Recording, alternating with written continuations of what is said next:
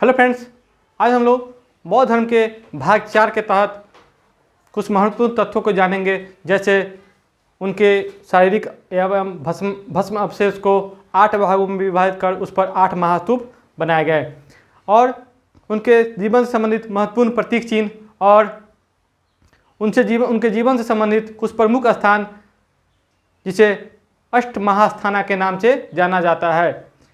तो सबसे पहले हम लोग शुरुआत करेंगे महात्मा बुद्ध के शारीरिक अवशेष, जिसे 8 भागों में विभाजित किया गया और उस पर 8 स्तूप बनाए गए। महात्मा बुद्ध का महापरिनिर्वाण यानी कि मृत्यु कहाँ हुई थी? कुशीनारा में 483 ईसा पूर्व में, और मल्लों ने बहुत ही सम्मानपूर्वक उनका अंत्येष्टि संस्कार किया था। और जब उनका अंतिम संस्कार किया गया तो उनके शारीरिक अवशेष पर 8 राजाओं ने हक जताया। ठीक है, तो देखिए कौन कौन से 8 राजा थे। एक है वैशाली के लिच्छवी गणराज, ठीक है। दूसरा है कपिलवस्तु के शाक, यानी कि उनका खुद का वंशज, जहाँ के वो वंशज से। एक रामग्राम के कोलीय वंश, यानी कि उनके ननिहाल गांव, देख रहे हैं ना। लिच्छवी के बारे में तो आपको पता ही है कि दुनिया का सबसे प्राचीनतम गणतंत्र के रूप में जाना जाता है। एक है अलकप के बुली, ठीक है। छठा है मगध के अजातशत्रु, जो उस समय के सबसे शक्तिशाली राजा भी होंगे। पिपली वन के मौर्य, कहते हैं यहीं पर आपको चंद्रगुप्त मिलेगा, आपको महान विद्वान चाणक्य को, यानी कि चाणक्य यहीं पर आपको चंद्रगुप्त की खोज करेगा। और 7वां है पावा और कुशीनारा के मल्ल, यानी कि मल्ल के बारे में आपको पता ही है कि मल्लों ने ही उनका अंतिम संस्कार किया था, ठीक है। एक है बेठ द्वीप के ब्राह्मण, यानी कि 8 शासकों ने आपको महात्मा बुद्ध के भस्मावशेष या शारीरिक अवशेषों को प्राप्त किया और उस पर 8 स्तूप का निर्माण हुआ, जो कि इतिहास में काफ़ी प्रसिद्ध है। और इन 8 जगह पर इनका स्तूप का निर्माण किया गया, ठीक है। अब आते हैं बुद्ध के जीवन से संबंधित, महात्मा बुद्ध के जीवन से संबंधित बौद्ध धर्म के कुछ प्रतीक चिन्ह, ठीक है, प्रतीक चिन्ह। अब घटना ले लीजिए, जैसे उनके जन्म से संबंधित, उनका जन्म हुआ तो उसके प्रतीक के रूप में, प्रतीक या चिन्ह के रूप में कमल एवं सांड को दिखाया जाता है, ठीक है। कहते हैं सांड किसका प्रतीक है? सांड अगर देखा जाए बिना सब्जेक्ट के तो सांड 2 चीज़ का प्रतीक है। एक है युवावस्था का, दूसरा है अर्थव्यवस्था का। जो युवावस्था आ गया आपको हिस्ट्री में और अर्थव्यवस्था आ गया क्या कहते हैं, इकोनॉमिक्स में। सांड किसका प्रतीक है?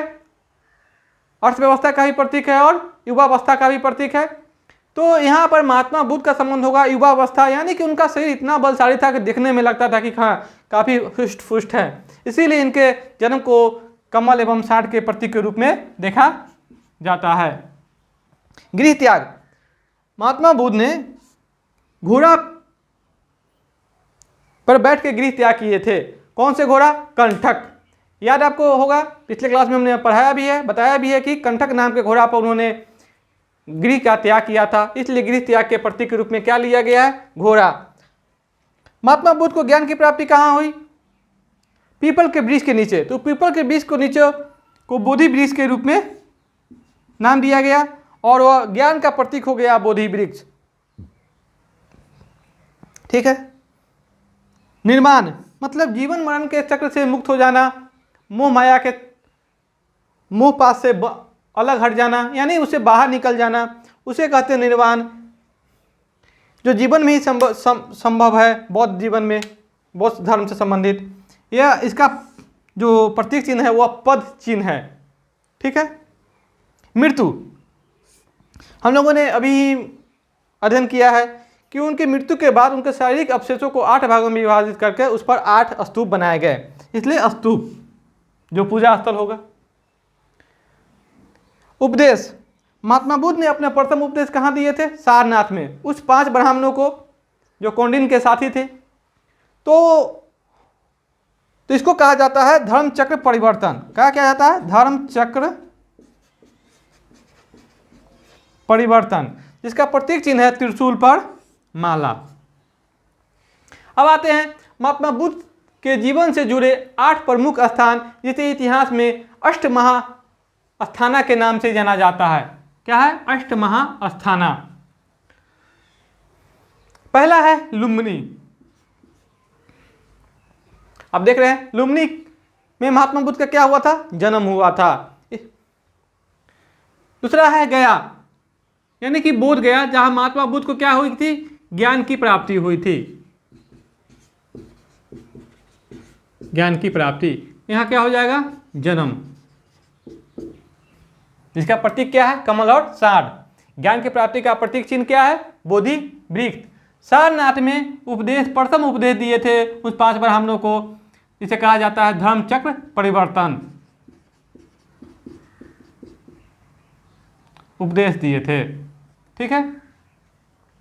कुशीनगर में उनका महापरिनिर्वाण हुआ था, जहां पर मल्लों ने अत्यंत सम्मानपूर्वक उनका अंतिम संस्कार किए थे। यहाँ क्या हो जाएगा? महापरिनिर्वाण।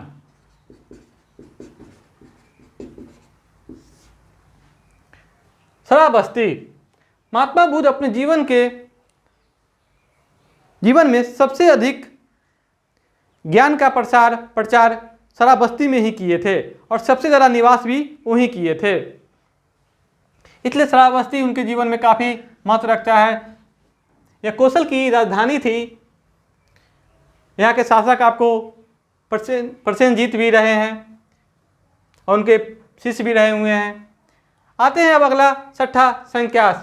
कहते हैं यह आपको यूपी के फर्रुखाबाद में पड़ता है, काली नदी के पास। कुछ यहाँ पर कहानी बना दिया गया है कि महात्मा बुद्ध स्वर्ग से संकिसा में ही उतरे। ठीक है, जिसमें आपको यहाँ पर महान सम्राट अशोक ने यहाँ पर एक स्तूप का निर्माण भी किया था, जो वर्तमान में देख रेख के अभाव के कारण क्या हो गया है? ईंटों का ढेर सा हो गया है, यानी कि नष्ट होने के कगार पर पहुंच चुका है। यह है संकास्य, जिसे वर्तमान में संकिसा भी कहते हैं। यूपी में पड़ता है। ठीक है। अब राजगिरी, उस समय मगध की राजधानी कहाँ थी? राजगिरी। और मगध में यानी कि भगवान बुद्ध बौद्ध धर्म के प्रचार केंद्र के रूप में बनाए थे, जहाँ से बौद्ध धर्म का प्रचार होता था। क्यों? क्योंकि यहाँ ब्राह्मणों का अभी भी प्रभाव काफ़ी कम था, इसलिए उन्होंने मगध को प्रचार केंद्र के रूप में चुना, जिसकी राजधानी राजगिरी थी। अगला है वैशाली। यह आपको काफ़ी प्रसिद्ध है। महात्मा बुद्ध का जीवन के अंतिम वर्षाकाल यहीं व्यतीत किए थे और महिलाओं को संघ में प्रवेश की अनुमति भी यहीं पर दिए थे।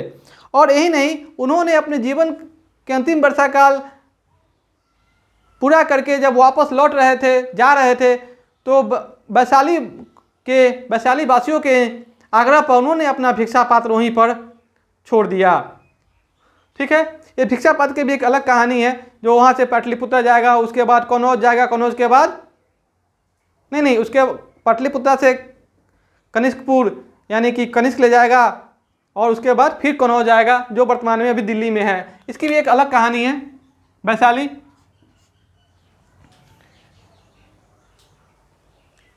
ठीक है। अब आते हैं हम लोग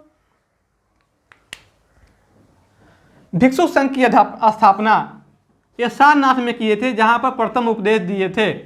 भिक्षुक संघ की स्थापना। ठीक है। भिक्षुणी संघ की स्थापना कपिल वस्तु में किया गया था। ऐसे महिलाओं को बौद्ध संघ में प्रवेश की अनुमति वैशाली में ही मिल गई थी, जिसको बसार भी कहा जाता है, लेकिन इसकी संघ के रूप में एस्टेबल किया गया था कपिल वस्तु में।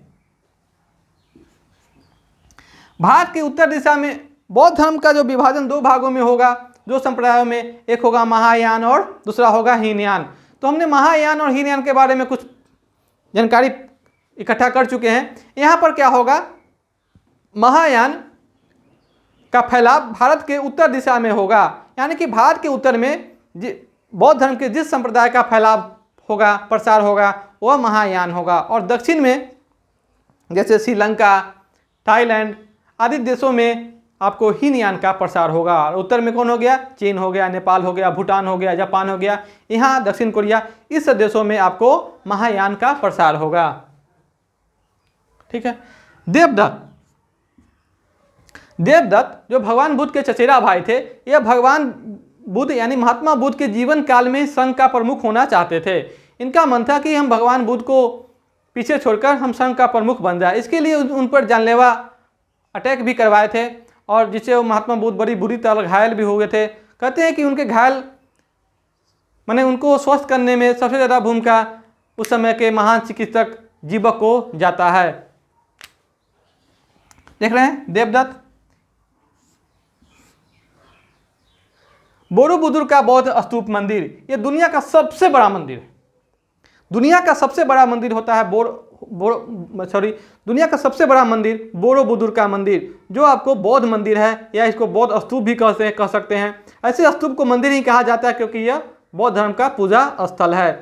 यहीं पर आपको इसका निर्माण शैलेंद्र वंश के राजाओं ने करवाया था। यह इंडोनेशिया के जावा में स्थित है। कहते हैं इंडोनेशिया वर्तमान में वहाँ 90% प्लस मुस्लिम कंट्री है, लेकिन अभी भी बोरोबुदुर का मंदिर बहुत ही अच्छी तरह संरक्षित करके रखा गया हुआ है।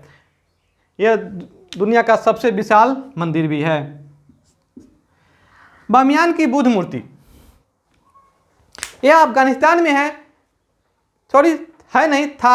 जिसे मुल्ला उमर के कहने पर तालिबान शासक जो था मुल्ला उमर, उसके कहने पर उसे बम से उड़ा दिया गया। बामियान बुद्ध की मूर्ति थी जो 2500 मीटर की ऊंचाई पर स्थित था।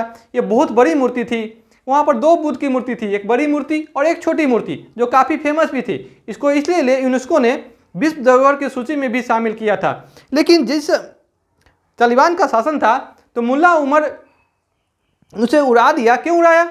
इसके पीछे कारण था कि विश्व यूनेस्को ने इसके संरक्षण के लिए कुछ पैसा भेजा, लेकिन उस समय अफगानिस्तान में अकाल पड़ रहा था। यही कारण है कि मुल्ला उमर ने उसका विरोध करते हुए उस मूर्ति को ही उड़ा दिया। तो आज की वीडियो में इतना ही। बाकी जो बौद्ध धर्म से संबंधित कुछ महत्वपूर्ण तथ्य मिलेंगे उस अगले वीडियो में हम लोग पढ़ेंगे।